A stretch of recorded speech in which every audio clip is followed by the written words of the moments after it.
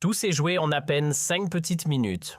Un laps de temps dérisoire et pourtant suffisant pour provoquer la tempête climatique la plus explosive jamais vue à l'ONU, scindant durablement la planète en deux camps irréconciliables, ceux qui croient encore à l'urgence écologique et ceux qui la rejettent avec fracas. À la tribune de l'Assemblée générale, Donald Trump venait de conclure une intervention volontairement incendiaire dénonçant le changement climatique comme la plus grande escroquerie de tous les temps et fustigeant une Europe qu'il accusait de s'autodétruire à force de politiques vertes qu'il jugeait absurdes et autodestructrices.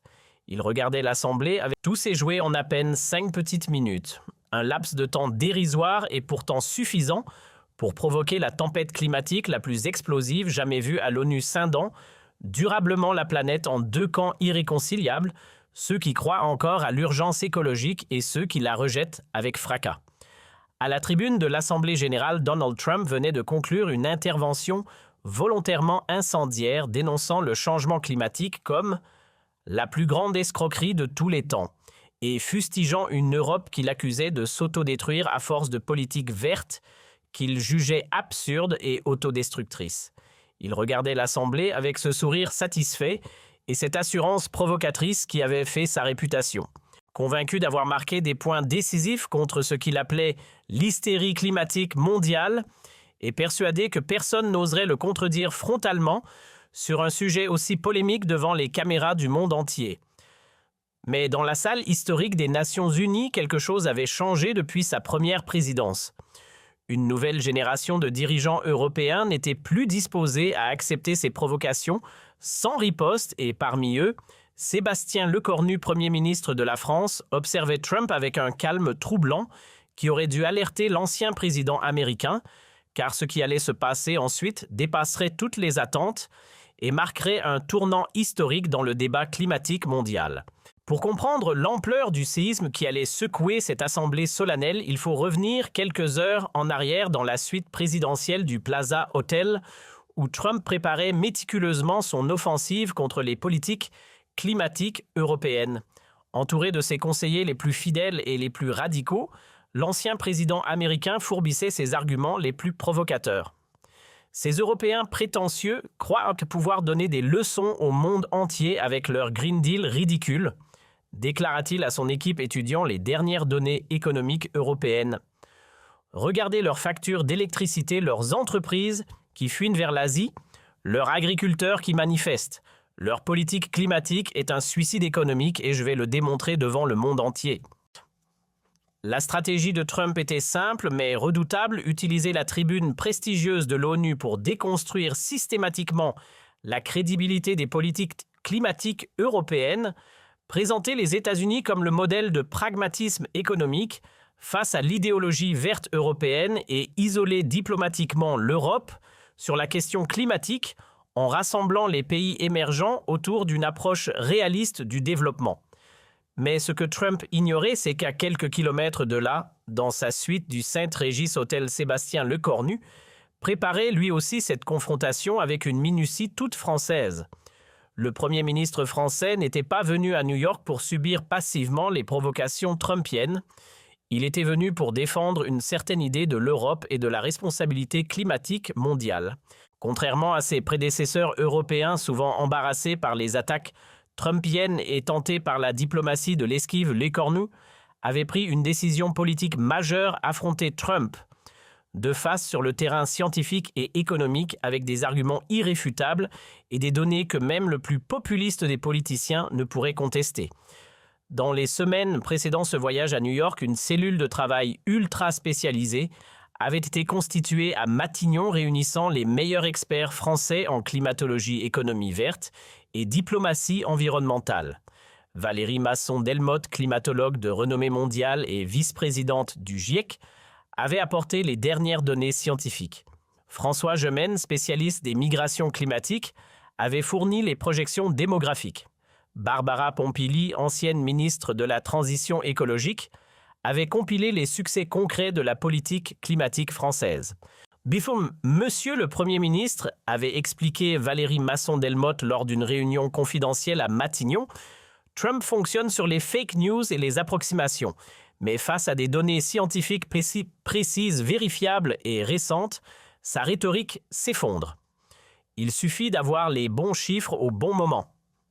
L'équipe avait travaillé pendant des semaines à constituer un arsenal de données irréfutables, évolution des températures mondiales, avec une précision de 0,1 degré coût économique réel des catastrophes climatiques, création d'emplois dans les énergies renouvelables, comparaison internationale des performances énergétiques. Chaque argument de Trump avait été anticipé. Chaque contre-vérité préparée à la riposte. Plus important encore, l'écornu avait fait appel au service de Jean Jouzel, ancien vice-président du GIEC et prix Nobel de la paix pour valider scientifiquement chacun de ses arguments. Sébastien, vous allez affronter l'un des plus grands démagogues de notre époque, lui avait confié le climatologue. Mais vous avez un avantage, la science est de votre côté. Et la science finit toujours par triompher. Le 23 septembre 2025 restera gravé dans l'histoire de la diplomatie climatique internationale. Ce matin-là, l'Assemblée générale des Nations unies s'ouvrait dans une atmosphère particulièrement tendue. L'ordre du jour officiellement consacré au développement durable et à la lutte contre le changement climatique était en réalité l'occasion d'une confrontation majeure entre deux visions opposées de l'avenir de la planète. Trump avait demandé à prendre la parole en premier selon la tradition, accordant la priorité aux anciens présidents américains. À 14 heures précises, il monta à la tribune avec cette assurance théâtrale qui le caractérisait, portant son costume bleu marine impeccable et sa cravate rouge. « Mesdames et messieurs les délégués », commença-t-il avec cette voix forte et cette gestuelle amplifiée qu'il maîtrisait parfaitement, je suis venu ici aujourd'hui pour dire une vérité que beaucoup refusent d'entendre. Le changement climatique est la plus grande arnaque jamais perpétrée sur le monde. Un murmure parcourut l'Assemblée. Même habitués aux provocations trumpiennes, les diplomates étaient surpris par cette attaque frontale dans l'enceinte sacrée de l'ONU. « Regardez l'Europe », continua Trump en pointant théâtralement vers la section européenne de l'Assemblée. Ils se détruisent avec leur politique verte délirante. Leurs factures d'électricité ont triplé leurs industries, fermant leurs agriculteurs, manifestent dans les rues. Et pendant ce temps, la Chine et l'Inde continuent de polluer massivement. Où est la logique? L'attaque était directe, personnelle et particulièrement blessante pour les Européens présents. Trump continua sur sa lancée. Les énergies renouvelables, une gigantesque escroquerie. Le vent ne souffle pas toujours. Le soleil ne brille pas la nuit. Comment peut-on baser l'économie d'un pays sur des sources d'énergie aussi peu fiables? Puis vint l'attaque personnelle contre la France et l'écornu. Et que dire de la France? Ce pays qui se prétend leader mondial de l'écologie, pendant que ses centrales nucléaires vieillissantes menacent l'Europe entière. Monsieur Lecornu, vos éoliennes défigurent vos paysages et ruinent vos agriculteurs. Vos voitures électriques ne roulent que grâce au nucléaire. Où est la cohérence? Cette provocation directe était calculée pour mettre l'écornu en difficulté devant l'Assemblée mondiale. Trump attendait une réaction émotionnelle, une défense embarrassée, le genre de situation qui lui permettait de dominer le débat par sa rhétorique populiste. Mais l'écornu resta imperturbable, prenant des notes calmement sans montrer la moindre émotion. Cette sérénité troublante aurait dû alerter Trump, mais l'ancien président américain était trop porté par sa propre performance pour s'en apercevoir. Trump termina son discours par sa conclusion habituelle. L'Amérique a choisi le réalisme économique plutôt que l'idéologie verte. Nous créons des emplois. Nous baissons les prix de l'énergie. Nous restons la première puissance mondiale pendant que l'Europe se suicide avec ses rêves écologistes. Tous les regards se tournèrent vers l'écornu qui demanda calmement à prendre la parole. Le Premier ministre français se leva avec cette élégance naturelle qui caractérisait la diplomatie française, monta à la tribune sans hâte et fixa Trump droit dans les yeux avant de commencer son intervention. « Monsieur l'ancien président Trump », commença-t-il d'une voix posée mais parfaitement audible, « je vous remercie pour cette démonstration parfaite de ce qu'est le négationnisme climatique au XXe siècle. Vous venez de nous offrir un condensé de fake news d'approximation et de mauvaise foi. Permettez-moi de rétablir quelques vérités factuelles.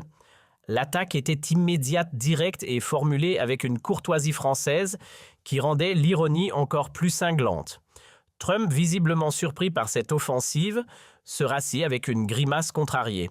« Vous parlez d'arnaque climatique ?» continua l'écornu en sortant un dossier de sa serviette. « Voici les données de la NASA, de la NOAA et du GIEC. 2024 a été l'année la plus chaude jamais enregistrée avec une température moyenne supérieure de 1,48 degrés. La première salve était précise et imparable. » Lecornu continua méthodiquement. « Vous critiquez les énergies renouvelables. L'Europe produit aujourd'hui 47% de son électricité grâce aux renouvelables. Le coût du solaire a chuté de 70%. Les États-Unis, eux, restent dépendants à 79% des énergies fossiles importées, ce qui est une impasse technologique. Vous accusez l'Europe de se suicider économiquement. L'industrie européenne des clean tech emploie 3 300 000 personnes et génère 36 milliards d'euros de chiffre d'affaires annuel. Tesla, l'entreprise américaine symbole de la transition énergétique, réalise 45% de ses ventes en Europe. Monsieur Trump, nos politiques vertes délirantes enrichissent vos propres entreprises. » L'Assemblée commençait à réagir. Des sourires apparaissaient sur les visages des délégués européens. Mais l'écornu n'en avait pas terminé. Il sortit un second document. Parlons maintenant des coûts des catastrophes climatiques. En 2024, les États-Unis ont subi 47 milliards de dollars de dégâts climatiques, ouragans en Floride, incendies en Californie, tornades dans le Midwest, l'Europe 23 milliards d'euros. Nos investissements dans l'adaptation climatique nous coûtent moins cher que votre inaction ne vous coûte en réparation. Cette démonstration par l'absurde était imparable.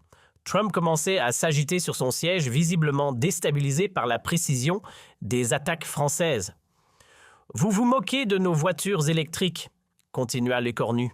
« L'Europe produit 2 300 000 véhicules électriques par an contre 1 800 000 aux États-Unis.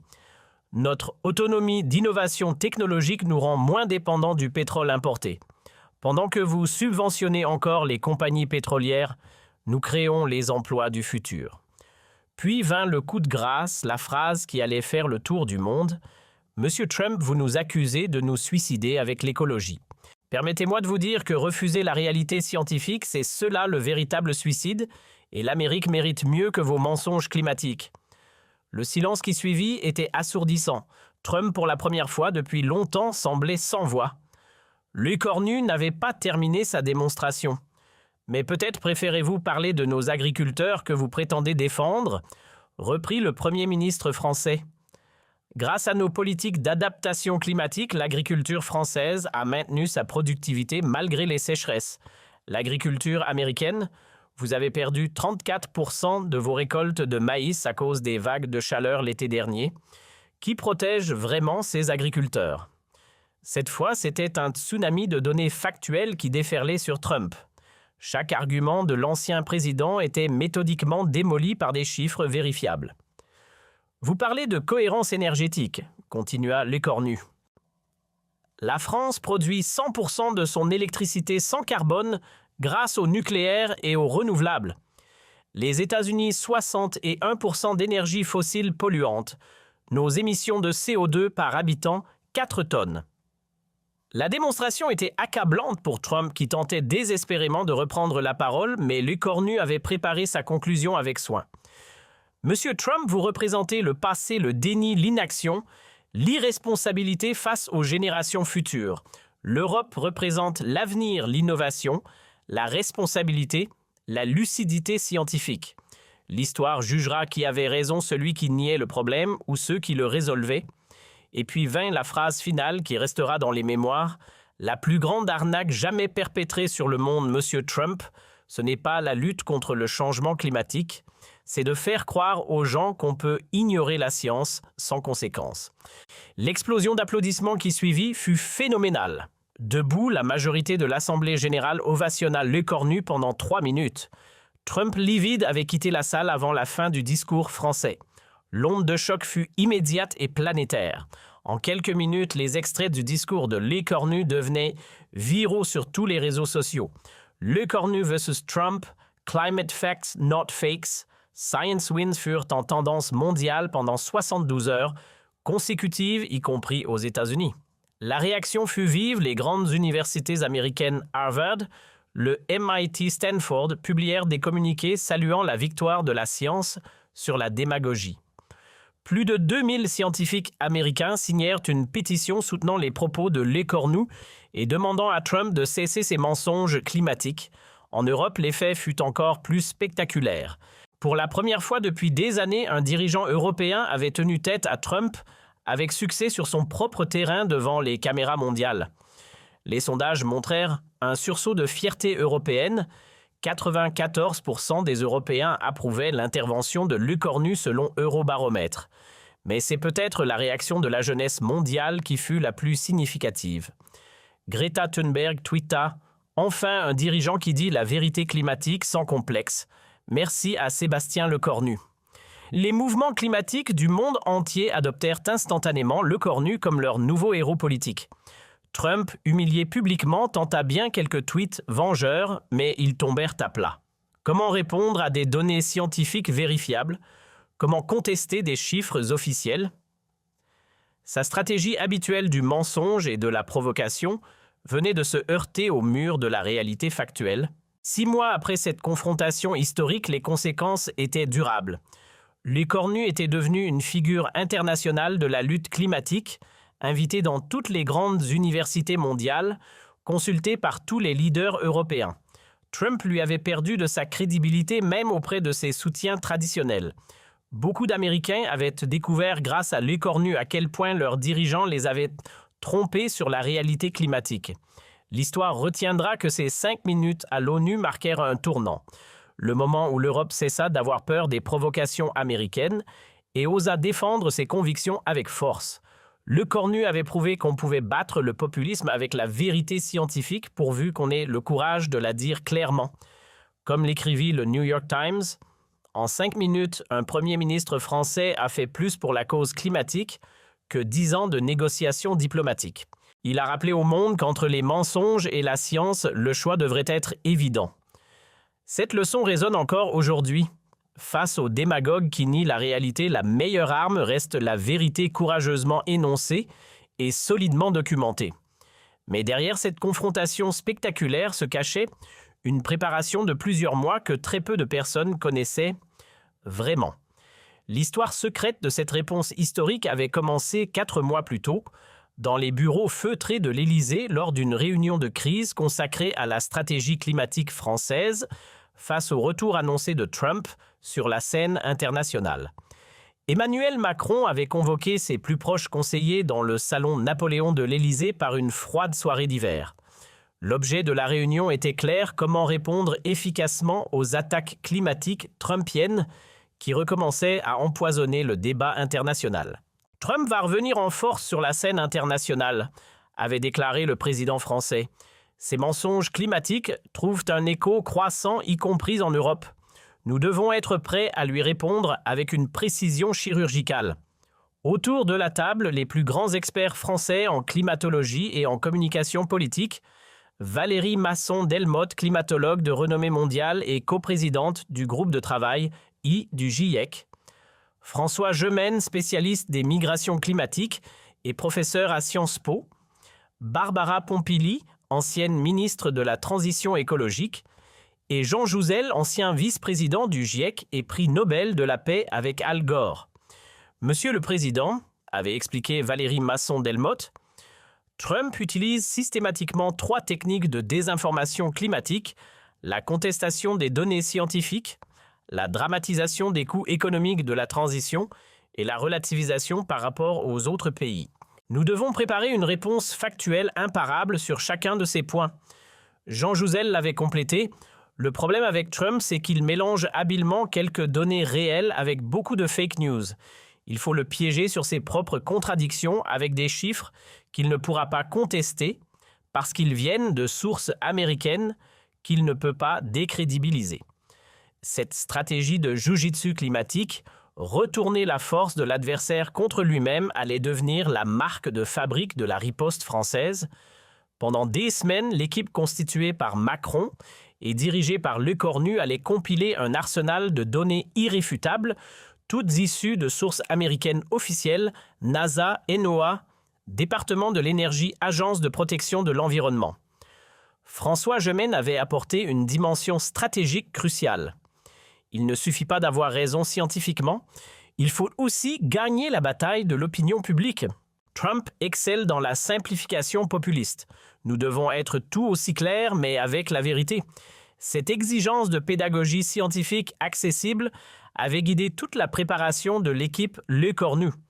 Mais ce qui rendait cette préparation unique, c'était l'ambition affichée par Lecornu de ne pas seulement répondre à Trump, mais de l'écraser intellectuellement devant l'opinion mondiale.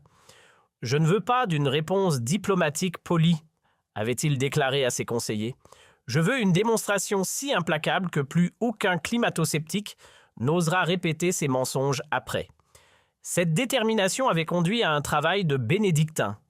Chaque affirmation habituelle de Trump avait été passée au crible vérifié, documenté, réfuté avec une précision scientifique absolue. L'équipe avait même fait appel à des experts en psychologie cognitive pour comprendre comment présenter les données de façon à maximiser leur impact sur l'opinion publique. Anders Linden, directeur du Cambridge Social Decision Making Lab et spécialiste de la désinformation climatique, avait été consulté en secret. Monsieur le Premier ministre, avait-il expliqué via visioconférence sécurisée, Trump utilise ce que nous appelons des zombies-arguments, des affirmations fausses, mais accrocheuses qui reviennent sans cesse malgré leur réfutation répétée. La seule façon de les tuer définitivement, c'est une réfutation si spectaculaire qu'elle marque les esprits pour toujours. Cette analyse avait inspiré la stratégie finale de Lecornu, ne pas seulement corriger les erreurs de Trump, mais les pulvériser avec une telle force que personne ne puisse plus jamais les reprendre sérieusement. L'objectif était de créer ce que les psychologues appellent un moment d'évidence, un instant où la vérité devient si évidente qu'elle s'impose définitivement dans l'opinion publique. Pour tester cette stratégie, Lecornu avait organisé des simulations intensives à Matignon.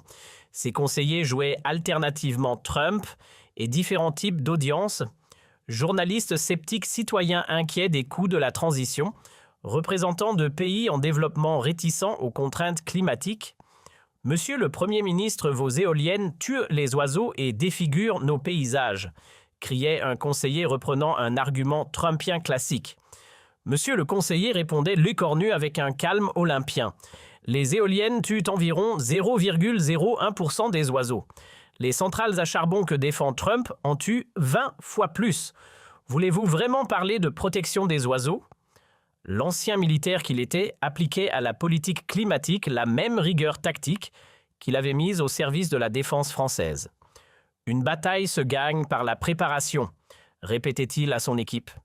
Trump improvise. « Nous nous anticipons. » Cette préparation minutieuse incluait même des aspects apparemment secondaires, mais cruciaux, la tenue vestimentaire, costume, bleu marine sobre pour contraster avec l'exubérance trumpienne, la gestuelle geste mesuré et précis pour incarner la rigueur scientifique, l'intonation voix posée mais ferme pour marquer la différence avec les éclats trumpiens. Un coach en communication internationale, ancien conseiller de plusieurs prix Nobel, avait même travaillé avec Lecornu sur ce qu'il appelait l'autorité scientifique incarnée. Monsieur le Premier ministre, face aux caméras mondiales, vous ne représentez pas seulement la France, vous incarnez la communauté scientifique internationale face à l'obscurantisme. Chaque mot, chaque geste doit refléter cette responsabilité historique. 3 semaines avant le départ pour New York, l'équipe de Lecornu avait reçu une information capitale. Les services de renseignement français avaient intercepté les grandes lignes du discours que préparait Trump pour l'ONU. Il va attaquer frontalement l'Europe, critiquer nos factures d'électricité, moquer nos voitures électriques et vous défier personnellement sur le nucléaire français, avait rapporté le directeur de la DGSE lors d'une réunion ultra confidentielle. Cette intelligence permit à Lecornu d'affiner ses contre-arguments avec une précision chirurgicale. Chaque attaque prévisible de Trump avait désormais sa riposte calibrée, chaque provocation sa réponse factuelle unique. Il va nous servir ses mensonges habituels sur un plateau d'argent, avait souri Lecornu. Nous n'aurons qu'à les découper un par un devant le monde entier. Le voyage vers New York s'était déroulé dans une atmosphère de concentration à bord de l'Airbus A330 présidentiel. Lecornu avait passé les 8 heures de vol à réviser ses fiches, mémoriser ses chiffres clés, répéter ses formules les plus percutantes. Son équipe l'entourait comme des préparateurs physiques avant un combat de boxe apportant les derniers ajustements, les ultimes précisions. « Rappelez-vous, lui avait dit Valérie Masson-Delmotte pendant le vol, vous portez la voix de 97% des scientifiques mondiaux qui s'accordent sur la réalité du changement climatique anthropique. Trump ne représente que 3% de climatologues marginaux et de lobbies pétroliers. Le rapport de force intellectuelle vous est largement favorable. » Jean Jouzel avait ajouté « Sébastien, ce que vous allez faire à New York dépasse le simple débat politique. Vous allez donner une leçon de science à la tribune la plus prestigieuse du monde. C'est un honneur et une responsabilité immense. » Ces encouragements avaient renforcé la détermination de Lecornu à être à la hauteur de l'enjeu historique. À New York, l'atmosphère était survoltée bien avant le début de la session de l'ONU. Dans les couloirs de l'hôtel Plaza où séjournait Trump, les journalistes américains bruissaient de rumeurs sur un discours climatique majeur de l'ancien président. Au Saint-Régis quartier général de la délégation française, Lecornu peaufinait ses derniers arguments avec ses conseillers scientifiques. La veille du discours, Lecornu avait reçu un appel surprise de Greta Thunberg depuis Stockholm. « Monsieur le Premier ministre, je sais que demain vous allez porter la voix de notre génération face aux mensonges climatiques. Toute la jeunesse mondiale compte sur vous. » Cette responsabilité générationnelle avait profondément marqué Lecornu, ajoutant une dimension émotionnelle à sa motivation scientifique et politique. Le matin du 23 septembre à 6h30, Lecornu s'était levé pour une dernière révision de ses notes dans sa suite avec vue sur Central Park. « Aujourd'hui, je ne représente pas seulement la France », avait-il confié à ses plus proches collaborateurs. « Je porte la responsabilité de dire la vérité climatique face aux mensonges organisés. L'histoire nous jugera sur ce moment. » Arrivé aux Nations Unies, Lecornu avait immédiatement senti l'effervescence exceptionnelle. Plus de 200 journalistes étaient accrédités pour couvrir cette session, un record pour un débat sur le climat. Les délégations africaines et insulaires, premières victimes du changement climatique, suivaient les événements avec une attention particulière. « Enfin, quelqu'un va peut-être dire la vérité à Trump », confiait l'ambassadeur des Maldives. Dans la salle historique de l'Assemblée générale, l'atmosphère était comparable à celle d'un grand procès. Chacun savait qu'il allait assister à un affrontement majeur entre deux conceptions du monde, le déni climatique trumpien et la science climatique européenne. Les caméras de CNN, BBC, France 24, Al Jazeera étaient braquées sur les deux protagonistes. Quand Trump avait pris la parole, Lecornu avait écouté avec l'attention d'un scientifique étudiant un spécimen de désinformation. Chaque approximation, chaque mensonge, chaque manipulation était mentalement cataloguée et préparée à la riposte. Il énumère ces fake news comme prévu, pensait le Premier ministre français. Je vais les pulvériser une par une. Et effectivement, quand Trump avait terminé son réquisitoire anticlimatique, il avait inconsciemment tendu toutes les perches que l'équipe française avait anticipé ses attaques contre l'Europe, ses moqueries sur les énergies renouvelables, ses provocations sur le nucléaire français. Tout était prévisible et préparé. C'est alors que Lecornu avait livré sa performance historique. Mais ce que l'opinion publique mondiale n'avait pas vu, c'était la stratégie psychologique subtile qui soutenait chaque réplique formée par les meilleurs experts en communication scientifique. Lecornu appliquait en temps réel des techniques de démystification efficaces, mises au point par les psychologues cognitifs. Première technique, l'effet de contraste. En présentant systématiquement des données européennes positives face aux statistiques américaines négatives, Lecornu créait un contraste saisissant qui rendait l'échec de la politique trumpienne évident pour tous. Deuxième technique, la source crédible. En utilisant exclusivement des données d'organismes américains NASA, NOAA, Lecornu, rendait impossible pour Trump de crier aux fake news européennes. Troisième technique, la simplification pédagogique. Chaque statistique complexe était traduite en exemples concrets compréhensibles par tous. 61% d'énergie fossile devenait 4 voitures sur 5 roulent encore au pétrole importé. Quatrième technique, l'inversion de la charge émotionnelle. Là où Trump utilisait la peur du changement, Lecornu utilisait la fierté de l'innovation. Cette maîtrise technique explique pourquoi la performance de Lecornu eut un impact si durable sur l'opinion mondiale. Ce n'était pas seulement une réponse politique brillante, c'était une leçon magistrale de communication scientifique appliquée à la haute diplomatie. L'onde de choc qui suivit dépassa toutes les prévisions, même les plus optimistes de l'équipe française. En quelques heures, les extraits du discours de Lecornu étaient traduits en une quarantaine de langues et diffusés sur tous les continents. Des conférences d'urgence furent organisées pour analyser cette masterclass de fact-checking en temps réel.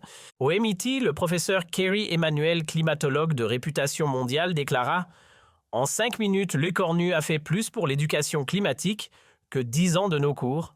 Il a montré comment désarmer la désinformation avec élégance et précision. » À Stanford, la professeure Katharina Mayo, spécialiste de la communication climatique, analysa « C'est un cas d'école parfait de comment transformer un débat émotionnel en démonstration scientifique. » Mais c'est peut-être la réaction des jeunes scientifiques qui fut la plus enthousiasmante dans le monde entier. Des doctorants en climatologie organisèrent des Lecornu parties pour décortiquer la technique du Premier ministre français. Il nous a montré qu'on pouvait être à la fois rigoureux scientifiquement et efficace politiquement, témoignait Sarah Chen, doctorante à Berkeley. Cette fascination de la communauté scientifique internationale pour la performance de Lecornu s'expliquait par un phénomène rare. Pour la première fois, un dirigeant politique avait utilisé la méthode scientifique pure hypothèse, données, vérification, conclusion, dans un débat politique majeur. Et cela avait fonctionné parfaitement. 6 mois après cette confrontation historique, l'impact se mesurait dans tous les domaines. Côté politique, Lecornu était devenu une référence mondiale pour la communication climatique. Il était régulièrement invité dans les plus grandes universités pour expliquer sa méthode de fact-checking diplomatique.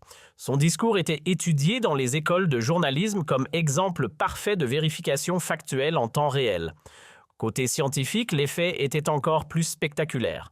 Les demandes d'inscription en climatologie avaient bondi de 30% dans les universités européennes. Les jeunes voulaient faire comme Lecornu, maîtriser la science pour pouvoir la défendre publiquement. Le GIEC rapportait une augmentation sans précédent des candidatures de jeunes chercheurs voulant contribuer au prochain rapport. Côté médiatique, la confrontation Lecornu-Trump était devenue un cas d'école dans les formations au fact-checking. Les écoles de journalisme du monde entier analysaient minute par minute la technique de Lecornu pour enseigner à leurs étudiants comment démonter méthodiquement la désinformation en direct. Mais l'impact le plus inattendu fut celui sur Trump lui-même. L'ancien président, habitué à dominer les débats par sa seule force de caractère, découvrait pour la première fois qu'on pouvait le réduire au silence par la simple évocation de faits vérifiables. Cette découverte le déstabilisa profondément au point qu'il évita soigneusement de reparler climat pendant plusieurs mois. Ses tentatives ultérieures de relancer le débat climatique tombèrent systématiquement à plat. Dès qu'il évoquait ses thèmes habituels, journalistes et opposants politiques, lui ressortaient immédiatement les chiffres de Lecornu. Comme disait le Premier ministre français, était devenu le cauchemar de Trump. Pour la première fois de sa carrière, il était prisonnier de sa propre réputation de menteur. Cette impuissance nouvelle de Trump face au débat climatique eut des répercussions considérables sur la politique américaine. Les républicains modérés enhardis par l'exemple de Lecornu osèrent enfin critiquer ouvertement les positions climatiques de leur camp. Si un dirigeant étranger peut humilier notre ancien président avec de simples données scientifiques, c'est que notre position est indéfendable, déclara le sénateur Mitt Romney. 1 an après la confrontation de l'ONU, les conséquences géopolitiques étaient majeures. L'Europe avait retrouvé un leadership moral sur la question climatique. Les États-Unis étaient en plein questionnement sur leur politique énergétique et la Chine elle-même avait accéléré ses investissements verts pour ne pas être accusée des mêmes incohérences que Trump. Mais le plus remarquable était l'émergence d'une nouvelle génération de dirigeants politiques inspirés par l'exemple de Lecornu, qui osait enfin utiliser la science comme arme politique face au populisme. En Allemagne, en Espagne, au Canada, en Australie, de jeunes responsables politiques adoptaient la méthode Lecornu pour démonter les fake news de leurs adversaires climato-sceptiques. Cette révolution de la communication politique scientifique culmina lors de la COP 30 de Brasilia en novembre. Les approximations, les dénis, les relativismes habituels des pays réticents n'avaient plus droit de citer les faits, avaient pris le dessus. L'écornu a changé les règles du jeu, analysa Christiana Figueres, ancienne secrétaire exécutive de la Convention cadre des Nations Unies sur les changements climatiques. On ne peut plus mentir sur le climat sans être immédiatement contredit par des faits. C'est une révolution diplomatique majeure. Quant à Lecornu lui-même, il était devenu bien plus qu'un Premier ministre français, un symbole mondial de la résistance intellectuelle face à la désinformation. Son discours du 23 septembre 2025 était étudié dans les universités comme un modèle de courage politique et de rigueur scientifique. Lors de la cérémonie de remise des prix Nobel 2000,